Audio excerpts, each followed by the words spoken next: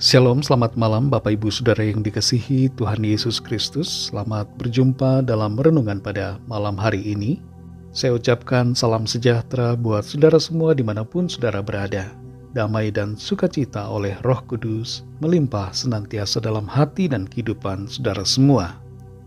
Sebelum kita mendengarkan renungan firman Tuhan, mari kita berdoa.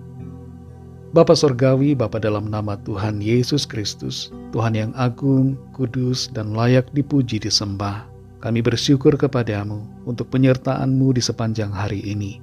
Oleh kekuatan-Mu kami mampu, oleh pertolongan-Mu kami sanggup. Pada saat ini kami mau mendengar sabda firman-Mu. Urapilah kami Tuhan, supaya kami mengerti dan taat pada kehendak-Mu. Dalam nama Tuhan Yesus kami berdoa. Haleluya, amin. Saudara yang dikasihi Tuhan, ayat renungan kita pada saat ini terdapat dalam 1 Tawarik pasal 11 ayat yang pertama. Tertulis demikian. Lalu berkumpullah seluruh Israel kepada Daud di Hebron dan berkata, "Ketahuilah, kami ini darah dagingmu." Saudara yang dikasihi Tuhan, sahabat sejati adalah mereka yang selalu ada ketika kita bukan apa-apa. Sahabat sejati tidak akan menjauh meskipun kita dalam kesusahan. Sahabat sejati menjadi seperti saudara dalam kesukaran kita.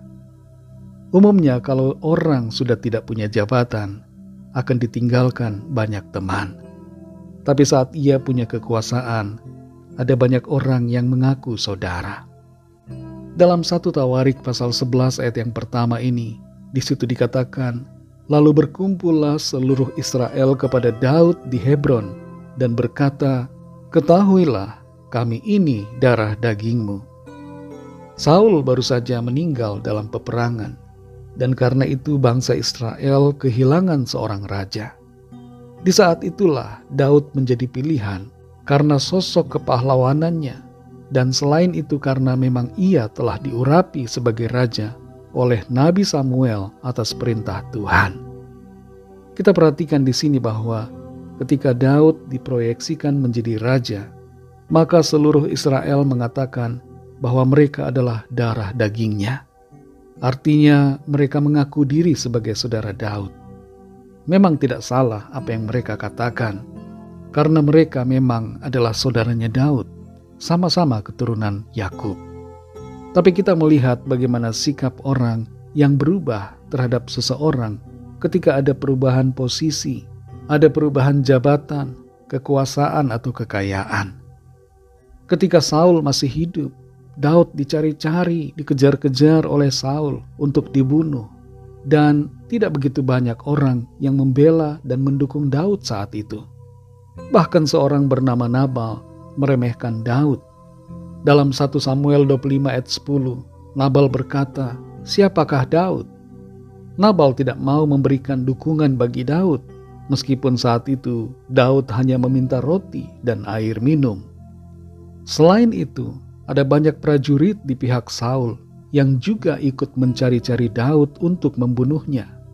Tapi kini, saat Daud ada di posisi yang penting, semua orang Israel datang kepadanya dan mengaku sebagai saudara.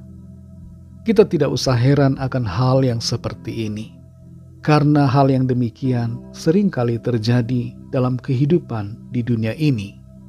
Penghormatan dan penghargaan diberikan kepada orang yang punya jabatan atau kekuasaan. Tapi saat ia sudah turun dari jabatan dan tidak lagi punya kuasa, maka satu persatu akan meninggalkan. Saudara yang dikasihi Tuhan, jangan bangga dan jangan lupa diri kalau saat ini ada banyak orang yang memuja-muja diri kita, yang mendekati kita, bahkan mengaku-ngaku sebagai saudara. Karena itu belum tentu sesuatu yang sifatnya sejati. Jangan lupakan sahabat yang benar-benar sahabat dalam kesusahan. Dan jangan kita kecewa ketika kita ditinggalkan oleh orang-orang dan tidak ada yang menemani. Mungkin kita sudah pensiun, mungkin kita tidak punya apa-apa, mungkin kita sedang dalam kesusahan, dan teman-teman mulai meninggalkan. Jangan kecewa dan bersedih hati, saudara. karena hidup ini harus kita jalani dengan sukacita dan semangat dalam Tuhan. Daripada menuntut orang lain, biarlah kita secara pribadi menjadikan diri kita sebagai sahabat bagi orang lain. Berikanlah perhatian kepada orang-orang lain, dimulai dari keluarga kita masing-masing. Dan ingatlah saudara, bahwa ada sahabat sejati yang kita miliki, yaitu Tuhan Yesus Kristus, yang selalu bersama dan menopang kita senantiasa. Mari kita berdoa. Kami bersyukur Tuhan untuk firman-Mu yang sudah kami dengar. Firman-Mu mengajar kami untuk kami memiliki sikap dan pandangan yang benar ketika kami ada dalam posisi puncak ataupun ketika kami ada di lembah. Ketika kami punya posisi dan jabatan, kekayaan dan kehormatan, dan ketika kami tidak punya apa-apa. Tolong kami Tuhan, supaya kami tidak lupa diri, tidak sombong, tidak angkuh, dan tidak melupakan orang-orang yang bersama-sama dengan kami dalam kesusahan. Tolong kami Tuhan, supaya kami juga senantiasa kuat ketika kami menghadapi situasi di mana orang-orang meninggalkan kami. Kami bersyukur karena Tuhan yang selalu menjadi sahabat kami yang sejati. Dan karena itu kami mau jalani hidup ini dengan penuh sukacita dan semangat karena Tuhan yang selalu ada bersama kami. Mampukan kami Tuhan untuk menjadikan diri kami sebagai sahabat bagi orang lain. Menguatkan dan memotivasi orang lain untuk senantiasa hidup dalam sukacita. Terima kasih Tuhan, kami bersyukur untuk firman-Mu. Malam ini kembali kami akan beristirahat. Kami mohon berkat perlindungan Tuhan atas setiap kami. Lingkupi kami dengan kasih dan kuasa-Mu. Berikan kami ketenangan dan tidur yang nyenyak di sepanjang malam ini. Kami bawa kepada-Mu ya Tuhan setiap pergumulan kami masing-masing. Biarlah tangan Tuhan melawat dan menyatakan kuasa mujizat-Mu bagi kami. Kesembuhan terjadi, pemulihan terjadi. Pertolongan Tuhan kami alami saat ini. Terima kasih Tuhan, terpujilah nama-Mu. Berkatilah bangsa-bangsa di dunia ini. Lawatlah dengan kasih dan rahmat-Mu.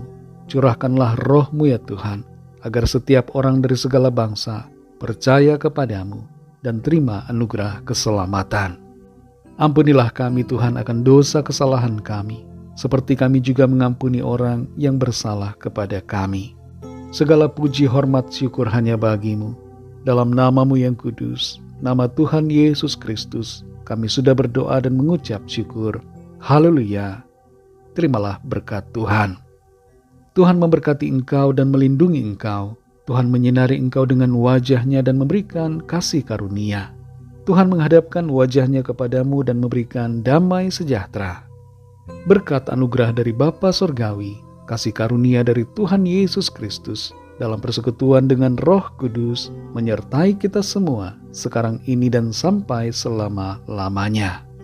Dalam berkat nama Tuhan Yesus Kristus, haleluya, amin.